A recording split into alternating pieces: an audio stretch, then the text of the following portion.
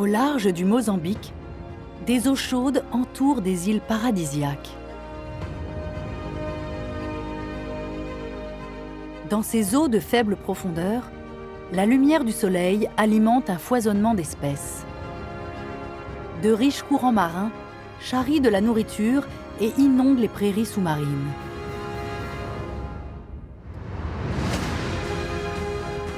De nombreuses formes de vie peuplent l'espace entre le fond marin et la surface de l'eau. Des merveilles cachant de grands dangers, aux habitants les plus étranges,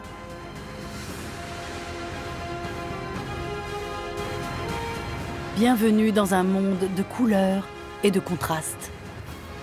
L'archipel de Bazaruto.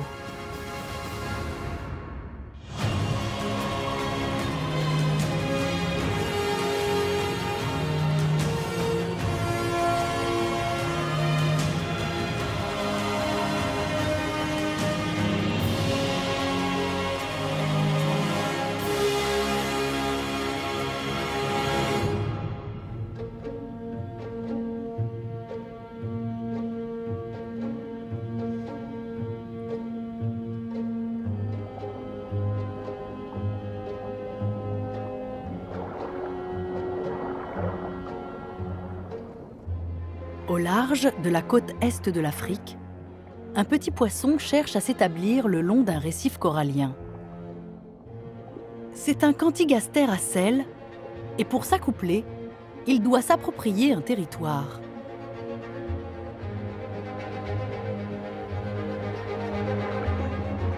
Cette algue marine est déjà occupée.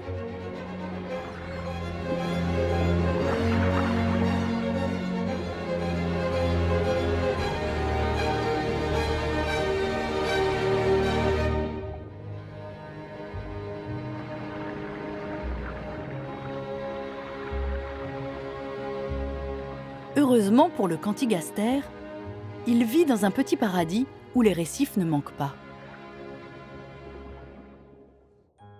Son habitat, la partie est de l'archipel de Bazaruto. Ce groupe de 5 îles s'étend à 15 km au large de la côte est du Mozambique.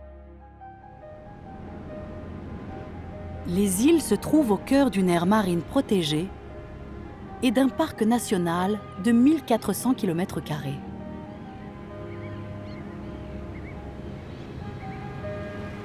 Elles se sont formées lors des élévations du niveau de la mer qui se sont produites entre 5000 et 7000 ans avant notre ère.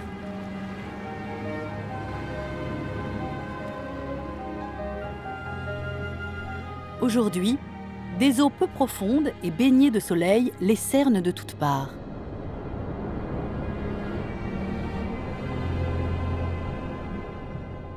À l'est, des murs sous-marins de sable fossilisé, vestiges de l'ancien littoral. Ces barrières rocheuses renferment des jardins de corail, de véritables métropoles se nourrissant des rayons du soleil.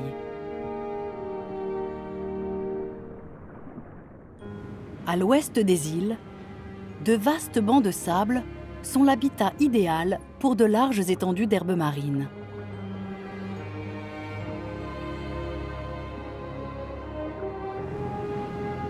Près du rivage, des mangroves forment un pont entre deux mondes, l'eau et la terre. Lorsque la marée montante envahit ces eaux côtières, elle alimente et façonne une grande variété d'habitats.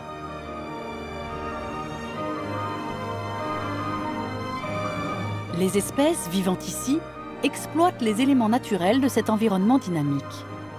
En réfléchissant la lumière du soleil, elles arborent de magnifiques couleurs et elles se nourrissent de l'eau riche en nutriments apportés par le courant. Au moyen de diverses stratégies et techniques d'adaptation, de nombreuses créatures peuplent les moindres recoins des eaux ensoleillées de Bazaruto.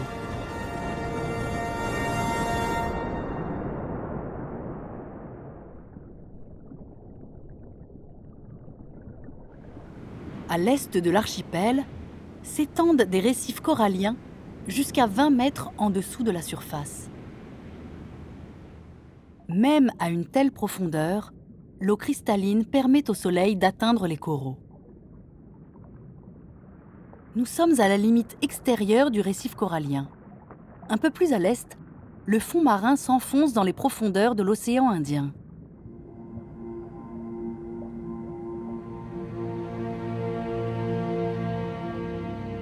De gros poissons nagent lentement le long des vastes récifs bas, se nourrissant sur leur passage.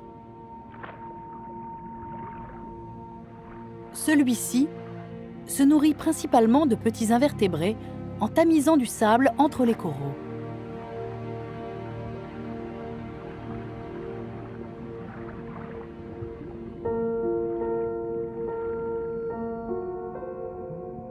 Le poisson perroquet bicolore racle les algues du récif à l'aide de sa bouche en forme de bec.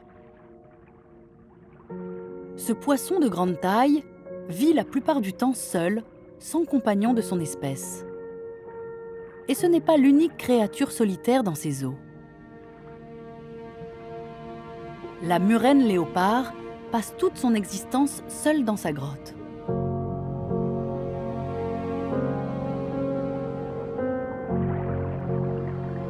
Son corps se compose de près de 2 mètres de purs muscles. Tapie dans les rochers, elle tend des embuscades à des proies sans méfiance.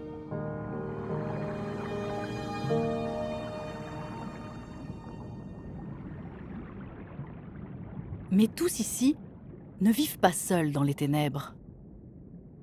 Sur une saillie du récif se tient une joyeuse pagaille colorée.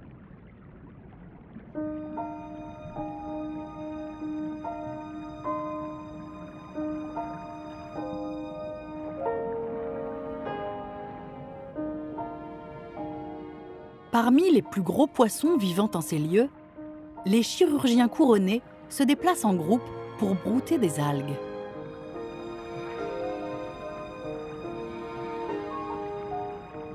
Tout près, des barbiers rouges se rassemblent en bancs pour se nourrir de zooplancton.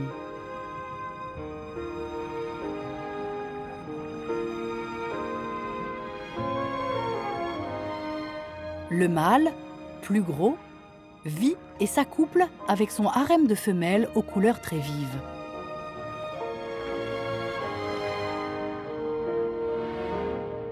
À sa mort, la femelle dominante prendra sa place. Étonnamment, en l'espace de 2 semaines, ses ovaires vont se transformer en testicules et sa couleur va changer pour prendre celle d'un mâle. Quand il s'agit de changer de couleur, un poisson surpasse tous les autres. Le poisson-ange empereur se nourrit d'algues et d'invertébrés qu'il trouve sur les rochers.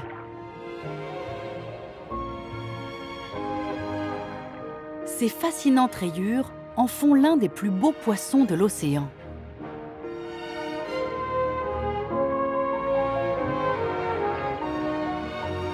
Mais cette espèce perd de son panache en vieillissant.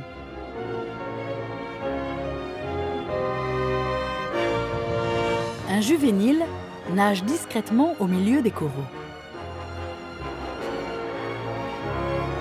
Ses couleurs vont se modifier lorsqu'il atteindra 14 cm de long. Ce qu'il perd en variété de couleurs, il va le gagner en assurance. L'adulte ne craint pas d'être vu. Ce morceau de récif lui appartient. Et si d'autres empereurs adultes s'y aventurent, il risque une violente attaque.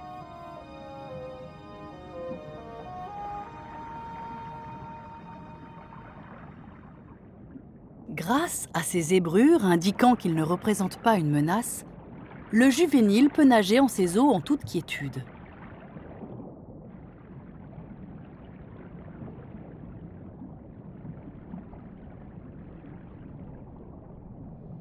Cette variété de couleurs ne peut être appréciée que grâce aux rayons du soleil parvenant jusqu'au récif.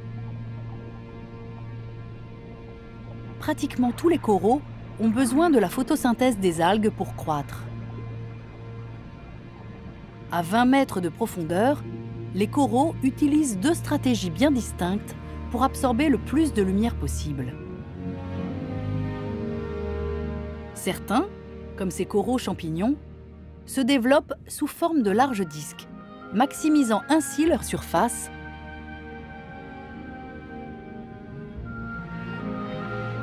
Cette gorgone a une approche beaucoup plus directe.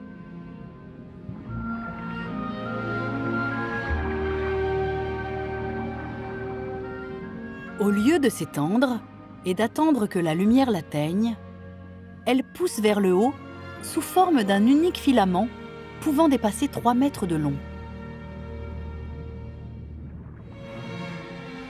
Ce capnella, ou corail arbre, a une apparence trompeuse.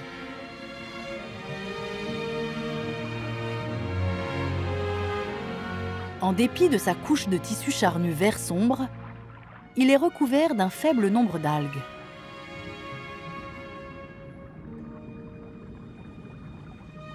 Il doit sa couleur verte à ses propres pigments. Ce corail prospère en eau profonde, en particulier dans les zones parcourues par de forts courants. Ce qui ne manque pas par ici.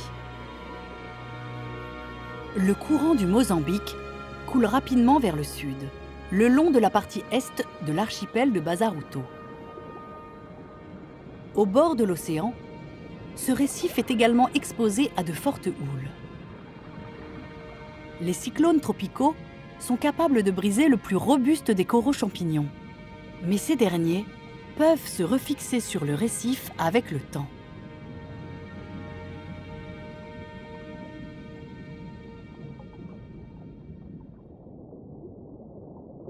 Non loin de là, dans des eaux moins profondes, un mur de grès s'élève jusqu'à la surface de l'eau.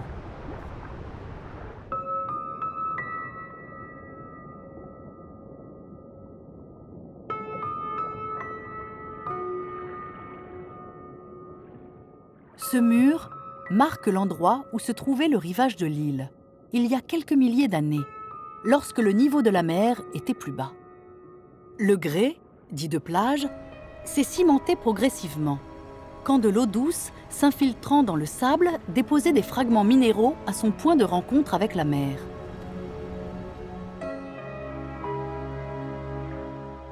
Ce banc rocheux constitue désormais un mur de séparation entre deux mondes très différents. L'un, désert et tumultueux, exposé aux profondeurs de l'océan.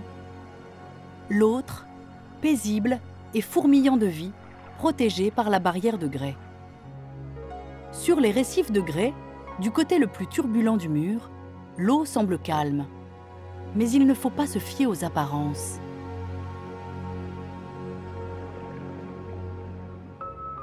De petits coraux y ont élu domicile.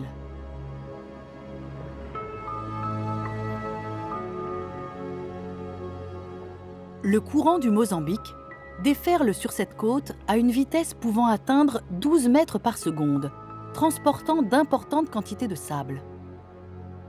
Grâce aux perturbations et inondations de sable régulières, les petits coraux peuvent croître. Ici, les poissons de récif sont rares. Il y a néanmoins de la vie en ces lieux.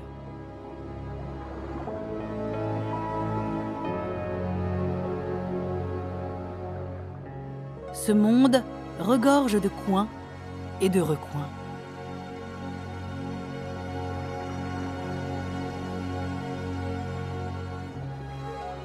Le poisson trompette a développé un corps fuselé pour s'engouffrer dans les fissures afin de chasser ses proies.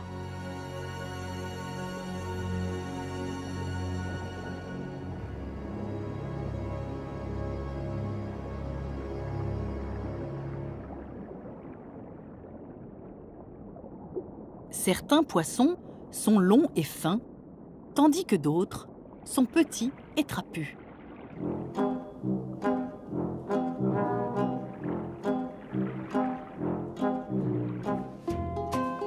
Les poissons-coffres.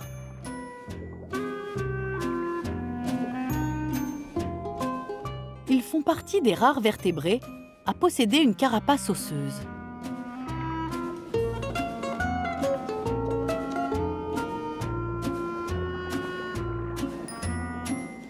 Cette armure rigide a plus d'un avantage.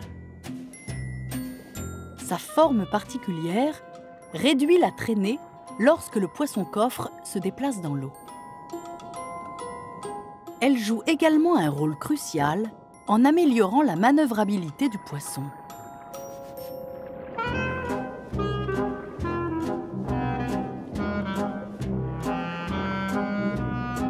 Le flux d'eau autour de sa carapace déstabilise constamment le poisson-coffre, le poussant dans différentes directions.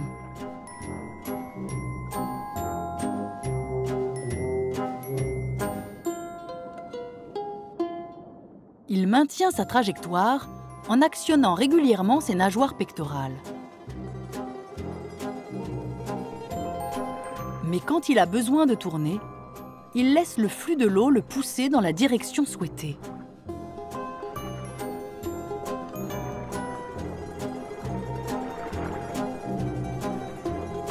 Cette espèce a évolué de façon à pouvoir naviguer dans des espaces étroits.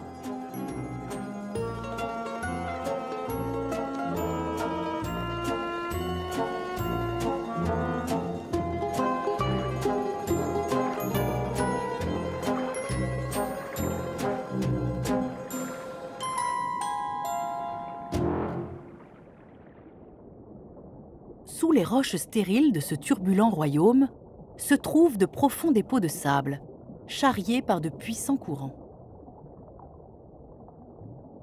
Ils abritent des habitants on ne peut plus différents des poissons-coffres. Les raies ont un corps large et plat, conçu pour glisser sans effort dans l'eau. Elles trouvent leur nourriture dans le sable et se protègent à l'aide de leurs dards. Elles n'ont donc pas besoin de pouvoir manœuvrer rapidement dans des espaces réduits. Elles ne résident pas sur le récif, mais ces visiteuses profitent volontiers des services à leur disposition.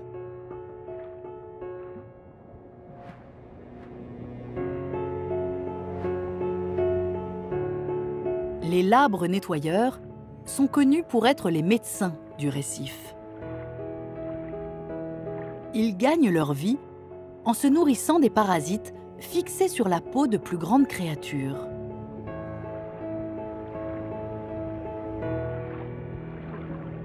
La raie apprécie un bon nettoyage dans le confort du sable.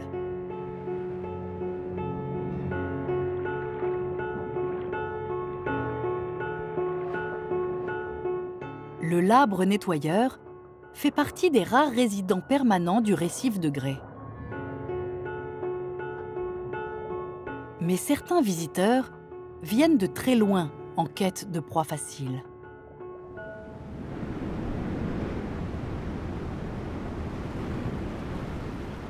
Dans la partie intérieure du mur, on trouve un tout autre monde.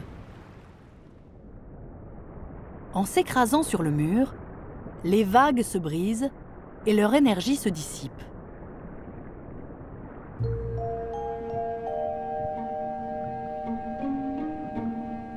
En résulte une zone calme, véritable épicentre de vie, qui offre abri et nourriture à pléthore d'espèces.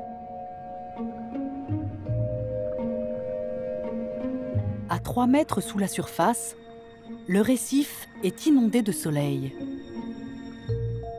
Ici, le corail corne de cerf domine. Ces labyrinthes denses, à croissance rapide, constituent une cachette idéale pour les petits poissons. Dans la lumière vive de ces eaux côtières, les récifs sont encore plus colorés que leurs homologues des bas-fonds. Parmi les grands bancs de poissons chirurgiens, une espèce est de couleur marron et l'autre bleu électrique. Ces herbivores sont essentiels au contrôle de la prolifération des algues sur le récif.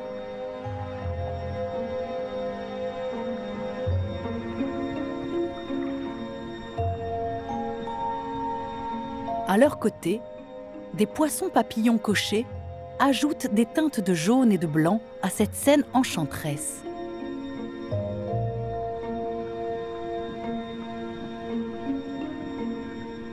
Les poissons qui attirent peut-être le plus le regard sont les psychédéliques girelles paons à épaules jaunes.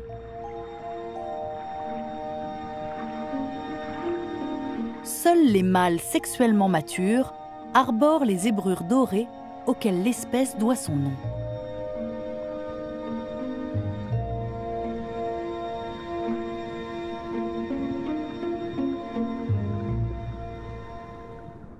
Les poissons et les coraux ne sont pas les seuls à vivre ici.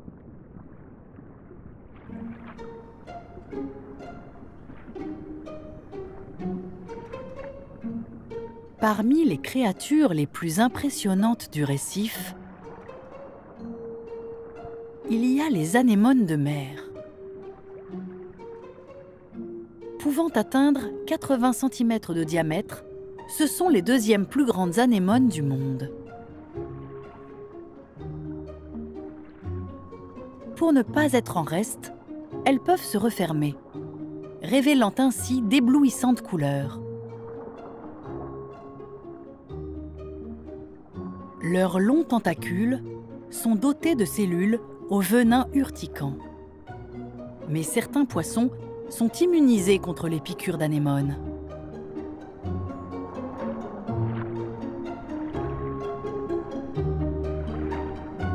Le corps des poissons clowns moufettes est recouvert d'une couche de mucus protecteur.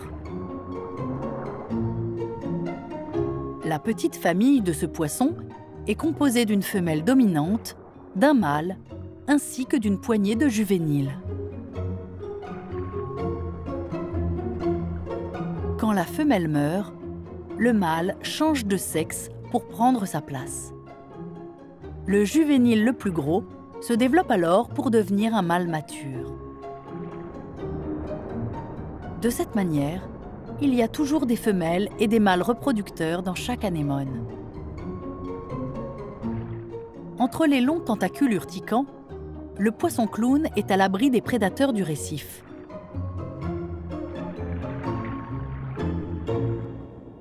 Parmi les créatures les plus vulnérables, certaines ont mis au point leur propre défense chimique. En apparence, rien ne semble plus vulnérable qu'un nudibranche. Cette limace de mer dépourvue de coquilles extrait des toxines des éponges de mer dont elle se nourrit.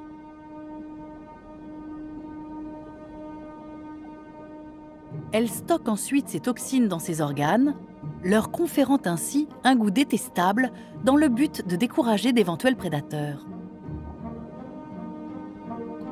Ces couleurs vives tiennent lieu d'avertissement. Dans ces eaux côtières, beauté et danger vont souvent de pair.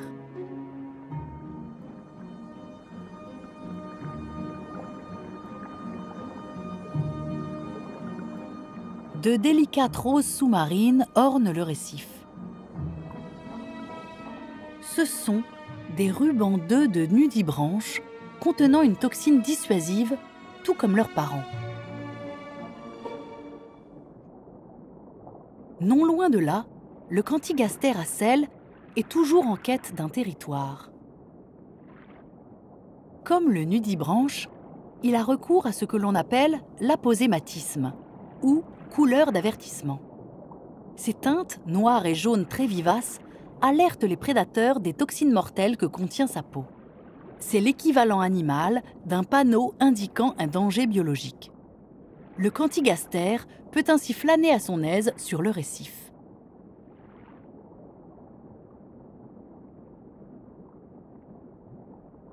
Il finit par dénicher des galeries où il pourrait s'installer.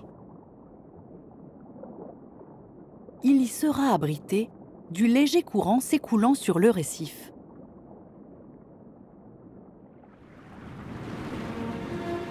Tout près, le courant est beaucoup plus rapide.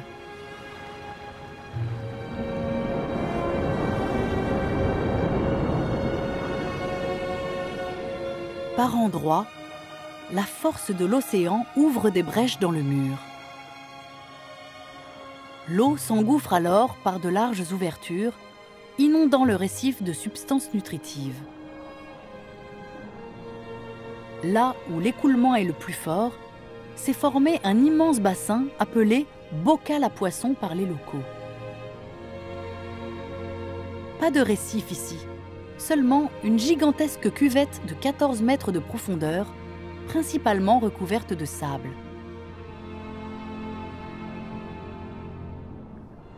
Au centre de ce bassin, un autre environnement s'est développé. Un champ de coraux goniopora, large de plusieurs centaines de mètres, se balance au gré du courant.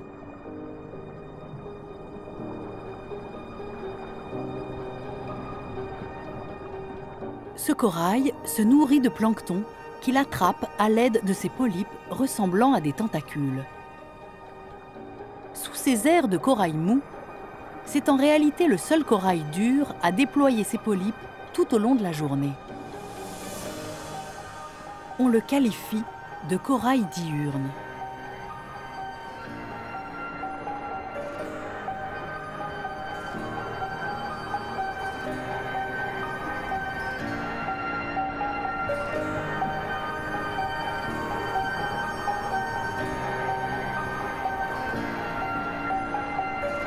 Les coraux fixés sur le fond ne sont pas les seuls à bénéficier du courant.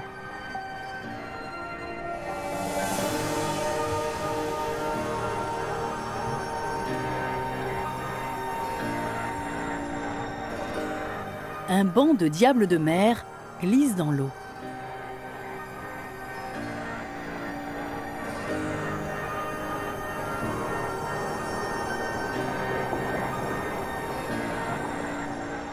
Ils doivent leur nom à leurs nageoires en forme de cornes qu'ils projettent devant leur bouche.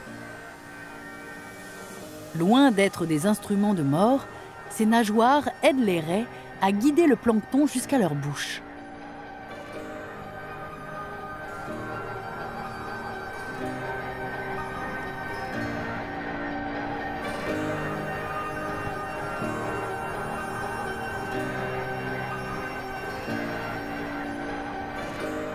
Le courant, riche et rapide, passant au-dessus du bocal, fournit suffisamment de nourriture à une multitude d'animaux. Sur leur passage, les raies surplombent des habitants du bocal beaucoup plus sédentaires.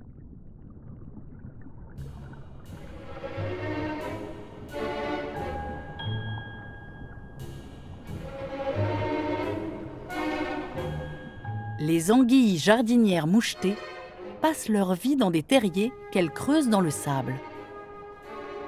Une fois nichées à l'intérieur, elles sécrètent du mucus à l'aide de leur épiderme pour cimenter les parois du terrier. Depuis leur refuge, elles sortent leur tête pour attraper le plancton emporté par le courant.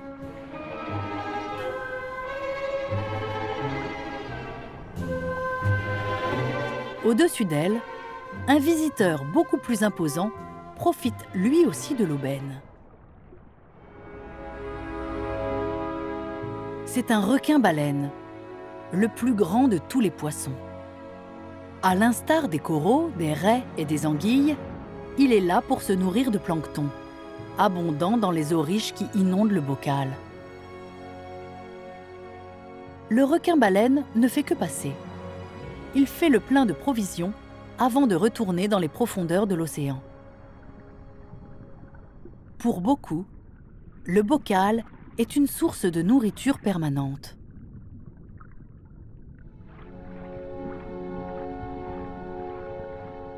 Les poissons globes se déplacent lentement. Ils sont friands d'algues et d'invertébrés se trouvant sous le corail. Leur air renfrogné les fait passer pour les poissons les moins amicaux de ces eaux. Pourtant, ce titre revient à une brute bien plus épaisse.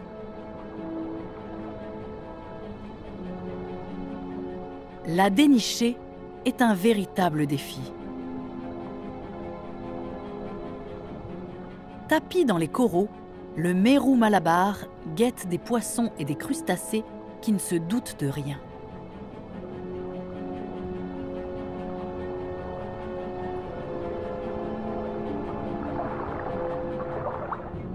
Rester en embuscade est la meilleure tactique pour un nageur aussi lent.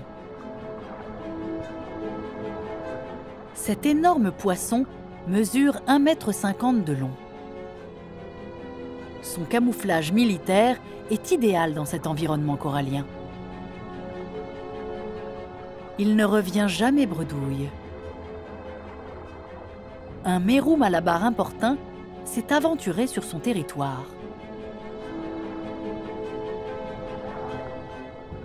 Le mâle dominant ne tarde pas à bannir l'intrus.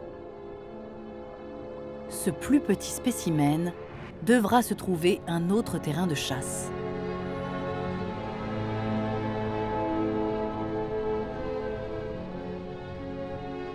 Au niveau du mur, au bord du bocal, un autre prédateur est à l'œuvre. Le poisson crocodile est un véritable maître dans l'art du déguisement. Il peut disparaître de la vue de tous. À côté, le mérou malabar est un novice.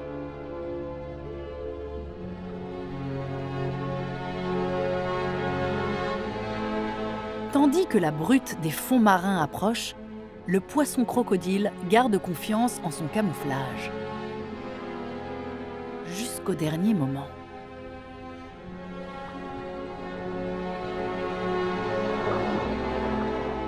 Mais une morsure suffit à lui faire comprendre le message. Lui non plus n'est pas le bienvenu. Dans ces eaux peu profondes baignées de lumière, les illusions d'optique sont un important moyen de survie. Elles peuvent prendre d'autres formes que le camouflage. Un couple de cantigastères à sel nage tranquillement au-dessus des coraux diurnes. Avec leur coloration d'avertissement, ils ne craignent pas une éventuelle attaque du mérou malabar. À proximité, un autre poisson semble identique au cantigaster. Mais il s'agit d'un imposteur. C'est un monacanthe à sel noir, mimétique du cantigaster, une espèce non venimeuse qui a pris l'apparence du cantigaster pour se protéger. Si certains optent pour cette stratégie afin de se défendre, d'autres le font avec des intentions beaucoup moins louables.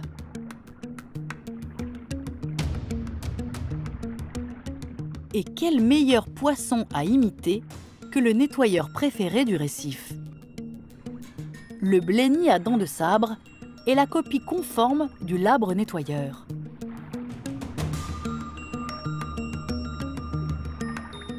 Cela lui permet d'approcher de plus gros poissons, qui sont bons du coup pour une mauvaise surprise.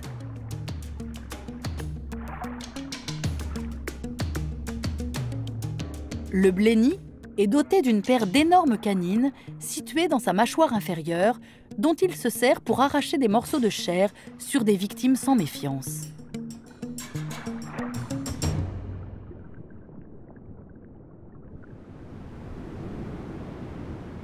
Quand la marée monte, l'eau s'engouffre dans les profonds chenaux et au-delà des vastes bancs de sable, sur la côte occidentale des îles de l'archipel.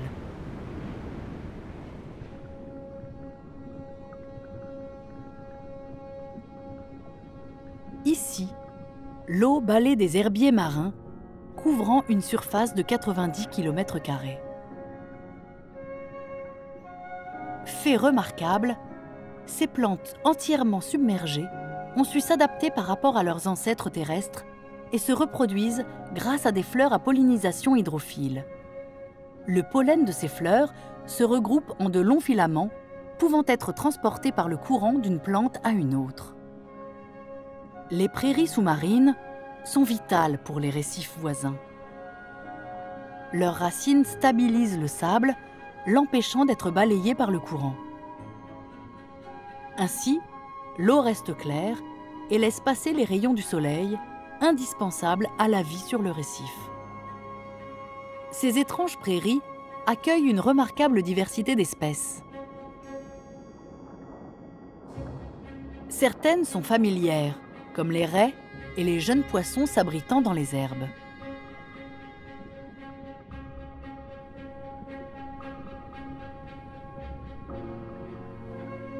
Parmi les espèces connues, on compte d'autres curieuses formes de vie.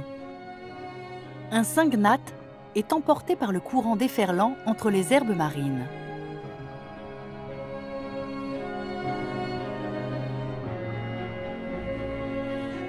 Sa fine constitution lui permet de se camoufler facilement parmi les tiges.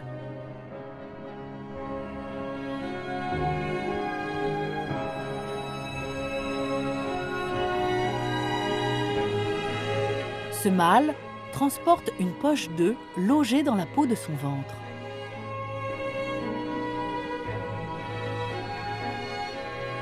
La femelle y a pondu les œufs et c'est le mâle qui va les porter jusqu'à ce qu'ils soient prêts à éclore. Le courant transporte de la nourriture qui se prend dans des pièges mis en place par d'autres curieuses et magnifiques créatures. Un pénatule, ou plume de mer, est un corail qui déploie une sorte de voile pour filtrer l'eau et récupérer le plancton. Les vers tubicoles à éventail utilisent une stratégie similaire. Une étoile de mer à bosse rouge ajoute une touche de couleur dans cet environnement. Elle se déplace au ralenti dans le sable en quête d'éponges dont elle est friande.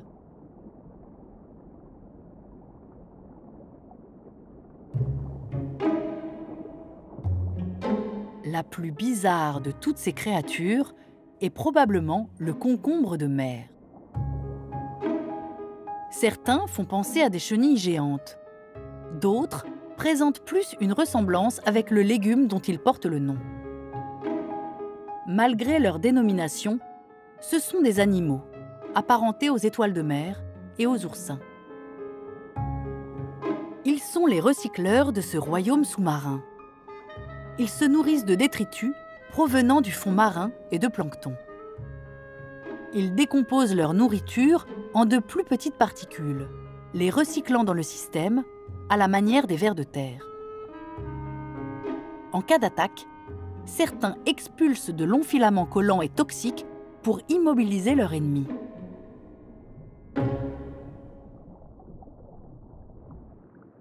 D'autres espèces préfèrent se défendre sans se salir les mains, en faisant appel à du renfort. Le gobie à diagonale vit dans un terrier. Mais il ne l'a pas creusé lui-même. Il est pensionnaire d'un mâle et d'une femelle crevette pistolet. Ces crevettes sont connues pour stupéfier leur proie grâce à un puissant bruit d'explosion qu'elles émettent en faisant claquer leurs pinces. Mais elles sont aveugles, ce qui les rend vulnérables.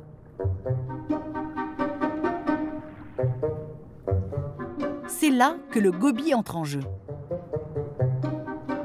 Il monte la garde pendant que les crevettes aménagent le terrier. À l'aide de leurs longues antennes, les crevettes restent en contact permanent avec le gobie.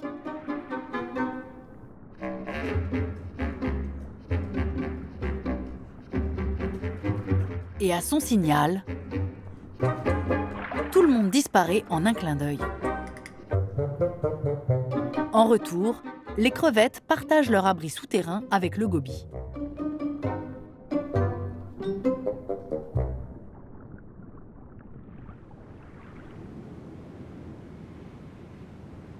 À la marée montante, l'eau submerge les bancs de sable.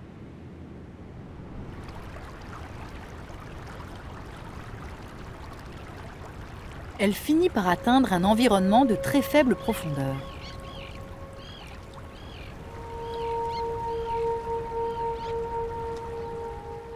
Comme les prairies sous-marines, les palétuviers se sont adaptés pour survivre en eau de mer.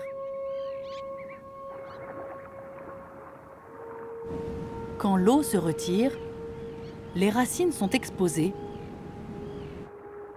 Mais quand l'eau monte, les racines se transforment en forêts sous-marines.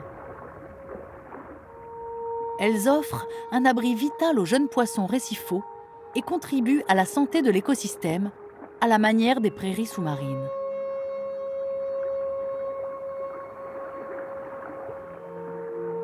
Des groupes d'huîtres s'accrochent aux branches. À marée basse, elles ferment leurs coquilles de façon hermétique pour éviter la déshydratation. À présent, elles peuvent recommencer à filtrer l'eau pour se nourrir. Un bernard l'ermite escalade les branches en quête d'un casse-croûte. En grandissant, il devra trouver une coquille plus grande. Par chance, le sable est jonché de nouvelles maisons potentielles.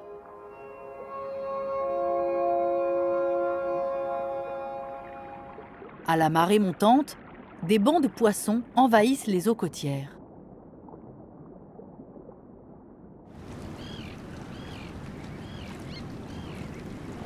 Au-dessus de la surface, de nombreux oiseaux de mer sont impatients de pêcher.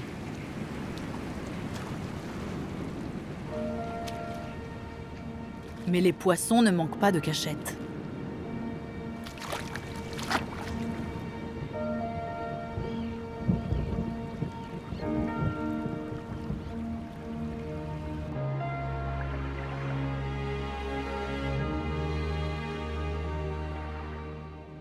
Ils se regroupent en très grand nombre au milieu des piliers d'une jetée construite par l'homme.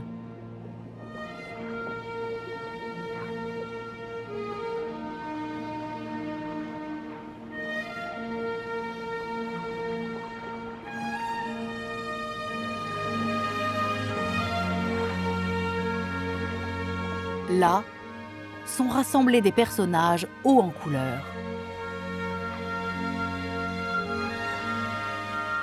Les rayons, aux allures de drapeaux des poissons-lions, sont peut-être beaux, mais ils injectent un venin infligeant de terribles souffrances aux éventuels prédateurs. Les très colorés poissons-coffres sont également venimeux. Même un tout petit bébé poisson peut déguster des algues sans craindre d'être attaqué. Ce poisson très mignon possède un moyen de défense extrêmement violent. La plupart des créatures venimeuses ne libèrent de toxines que lorsqu'un ennemi entre en contact physique avec elles. Les poissons-coffres ont la capacité d'émettre leurs toxines quand bon leur semble. Ces toxines se dispersent rapidement dans l'eau et sont incroyablement puissantes. Elles font éclater les globules rouges autour des branchies de l'assaillant, entraînant la mort par suffocation.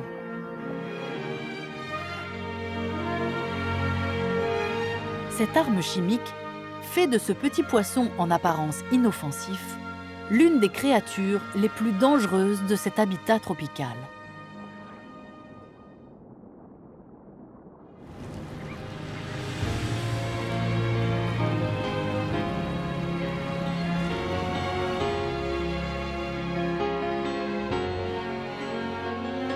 Le nombre impressionnant de poissons-lunes argentés réunis sous la jetée est la preuve du succès du programme de protection de l'archipel de Bazaruto. Quand l'eau se retirera à nouveau, la jetée et les palétuviers se retrouveront à sec une fois de plus.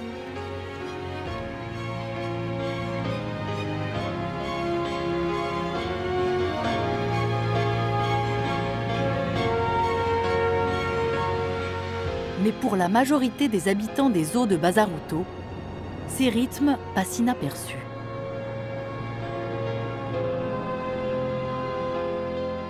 Leur habitat sera toujours submergé, baigné d'eau salée et de soleil tropical.